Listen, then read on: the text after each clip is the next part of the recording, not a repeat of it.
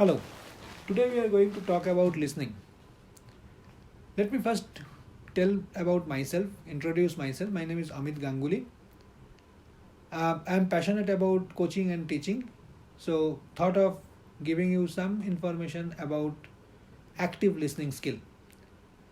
Now, active listening skill is an acquired skill which we can practice, we can learn, and then acquire it. It's not something which people is born with that kind of quality. It's not that kind of quality at all. uh, Now let me give you a scenario. Suppose you are going to meet someone and that person is not paying attention, at least visible attention, to you when you are saying something. Might be busy with newspaper, laptop, phone, anything, right? So in that case, how do we feel? We will feel distracted, dejected, and in future perhaps, unless we are bound to or forced to, we might not be like to go back to the same person to discuss some certain points or certain things. So jumping into the listening part, one thing we need to remember, which we often have some misconception, that listening and hearing are the same thing. Trust me, listening and hearing are not the same thing. Hearing is a purely physical process, while listening is a psychological process where our brain treats or process the information which is coming through the ear and store it. Whichever the brain feels to store it, it stores. Right? So that is called listening. Now, to convert from hearing to listening, we need to tune our brain in such a way that the important information brain can gather and store it in a proper way. And also, we need to learn few more things which helps us to build interpersonal relationship.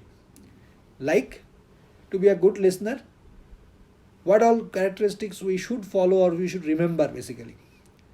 One, don't jump to the conclusion at the very beginning or when the speaker is saying something. Don't interrupt the speaker until and unless he or she completes whatever he or she wanted to say. If required, paraphrase whatever has been told, just to ensure that as a listener I have understood it correctly. There is no ambiguity or confusion.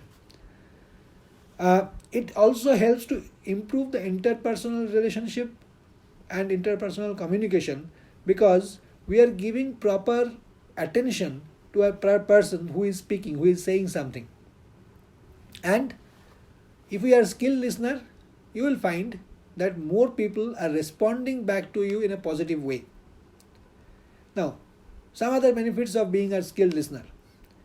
We become more empathetic compared to earlier days. The communication becomes more real because we are actually putting empathy.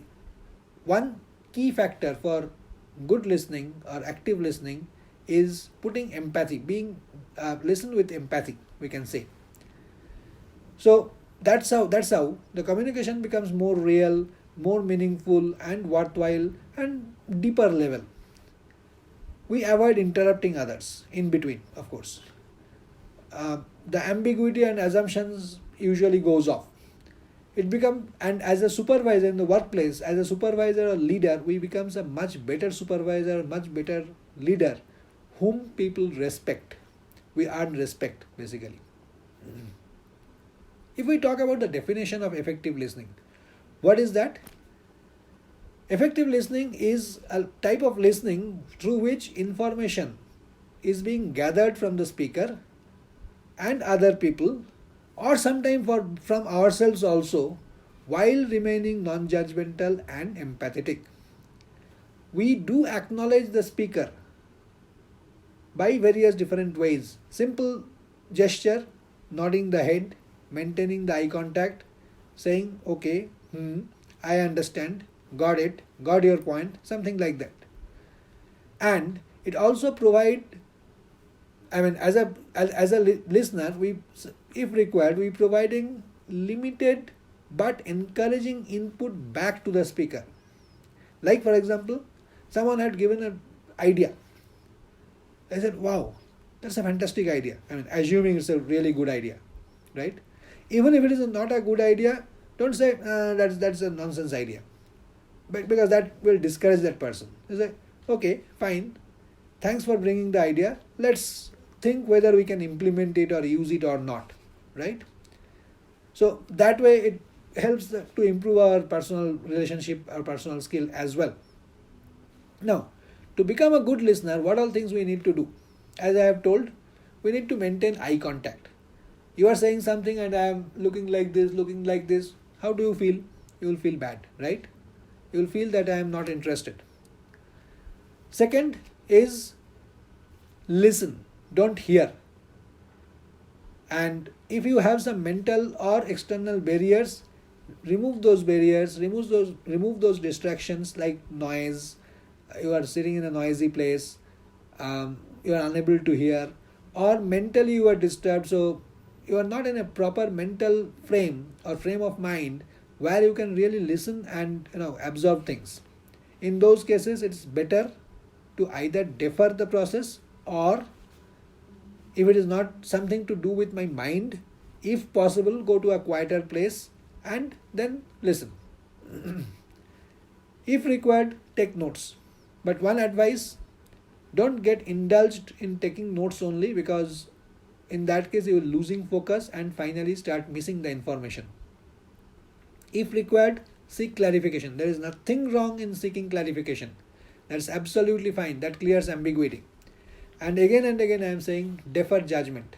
Don't be judgmental, at least about the speaker. Now there are various different types of listening broadly. So let's take a quick look about those types. One is active listening. Active listening is the most basic type of listening, where we pay full attention to the speaker.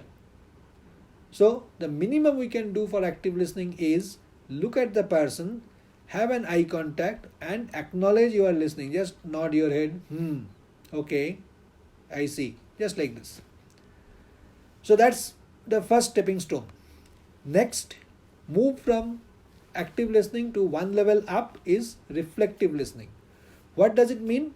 So on top of active listening, what do? We give the visible attention to the speaker, and not only that, in the reflective listening, we show that we are listening and also we are understanding. We are not only listening, we are understanding also. So which means we sometimes do paraphrasing. So okay, I understand. Or if I understood it clearly, are you saying this? So the speaker will feel good. Yes, this person is actually listening, right? Third, on top of on top of reflective listening, let's add some empathy. So it becomes empathetic listening. So in empathetic listening, what do? We become empathetic, or we put ourselves into the speaker's shoe, so that we can feel his or her situation. Basically, I will not say stress or agony or anything. It might be a good news also. But we put ourselves into the speaker's shoe and understand the whole thing in a much better way. This actually helps us to build the relationship and trust. Next is critical listening. Not a very good practice. Here we become judgmental, but one point of caution is sometimes critical listening is required. Suppose a salesperson has come to meet you to sell a service, product, whatever it might be. Now in that case, please don't be judgmental about the person, about the speaker. But as a consumer, as a customer, I have full right to be judgmental about the product or service he is going to sell, because ultimately at the end of the day, I am going to use it or I am going to buy it, right? So I have full right to be judgmental about the product or service, but please not about the person who is saying. Finally, passive listening. That is the worst type of listening. Please don't get into that kind of listening mode at all. Passive listening is something where we actually don't listen at all. We don't give any reaction. Many of times people get confused whether he or she is speaking to a person, human being, or a robot or a wall. One more type of listening is there, which is again a very good type of listening, is appreciative listening. Here what we have discussed just now, When a good idea or something good happens, we acknowledge that. We verbally, through the body language, we acknowledge that. Wow, that's a very good idea. That's a fantastic thing. Good job. Something like this. Through this listening, we build self-awareness also, because we ultimately, at the end of the day, we should start listening to ourselves as well, because that way it will help us to improve our listening skill. How am I listening, how am I speaking, and all these things. So growing self-awareness will help us to discover the how do we communicate with others and make the communication much better, because communication is always a two-way process. Before we end part 1, there are broadly 3 levels of listening. Empathetic listening, which we have covered. We put empathy, we put ourselves into the speaker's shoe and then listen. Hearing but not listening, again that also we have talked. This is something where either I am in a noisy place or I am in a disturbed set of mind, so I am unable to really listen properly. I am hearing but not being able to listen properly. And finally, the third one, listening with parts, or level 3, where listening without any responding, making judgment, be ready with the response kind of, give response kind of thing, almost pound like this, pound on the speaker kind of situation. Okay, so that is also definitely to be avoided. So thank you, that's all for now. So we come to the end of part 1 of our active listening or listening program. I will come back very soon with part 2. So please do subscribe the channel if you like, and yeah, that's all. Thank you so much.